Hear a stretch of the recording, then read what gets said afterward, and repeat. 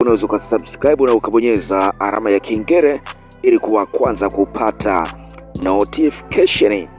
Ni kubwa zaidi ni kuhusiana na vita inayoendelea nchini Irani kati ya Marekani pamoja na Israeli, huku Rais Donald Trump akitangaza siku ambayo Jumanne itakuwa ni siku ya sherehe kubwa sana kufanya mashambulizi makali katika mji wa Irani. Sasa mapema leo ni kwamba majeshi ya Marekani yameripotiwa kufanya mashambulizi hatari ya kijeshi kumwokoa afisa wa mifumo wa silaha wa ndege ya kivita aina ya F-15E iliyokuwa imeangushwa ndani ya Irani wakati wa mapigano makali yaliyofanyika siku ya Ijumaa.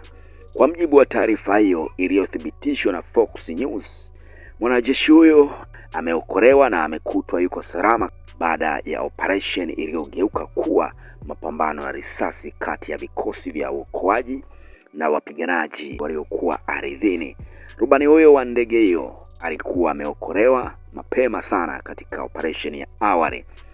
Video ya operation ya usiku inaonyesha miale mikali ikimulika giza, milio ya risasi ikisikika angani pamoja na milio mizito iliyotikisa majengo, wakati wa vikosi vya Special Force vya Marekani vikifanya juhudi za kumtoa mwanajeshi huyo eneo la hatari. Operesheni hiyo inaelezwa kuwa sehemu kubwa ya juhudi za Marekani kuhakikisha hakuna mwanajeshi wake anayeachwa nyuma katika uwanja wa mapambano. Na katika kumwokoa mwanajeshi huyo ni kwamba jeshi la Israeli pia lilitoa usaidizi wa kijeshi kwa Marekani wakati wa operation ya kumwokoa afisa huyo. Maafisa wao walizuia mashambulizi ili kuwezesha operation hiyo kufanikiwa.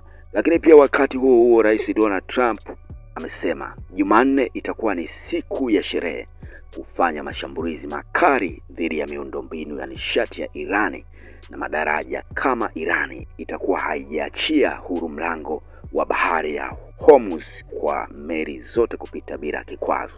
Trump ameandika hayo katika ukurasa wake wa Truth Social, ambapo amesema Irani itakumbana na giza la kuzimu, haitakarika tena kutokana na mashambulizi yatakayofanywa siku ya Jumanne. Lakini pia mtazamaji, nao unaona nafasi, unaweza kudondosha komenti yako hapo chini kuhusiana na vikosi vya Marekani ambavyo vimeweza kumwokoa rubani huyo wa pili ambaye ndege ya kivita ilikuwa imeangushwa na vikosi vya Irani. Nami sina la ziada, nina sign out.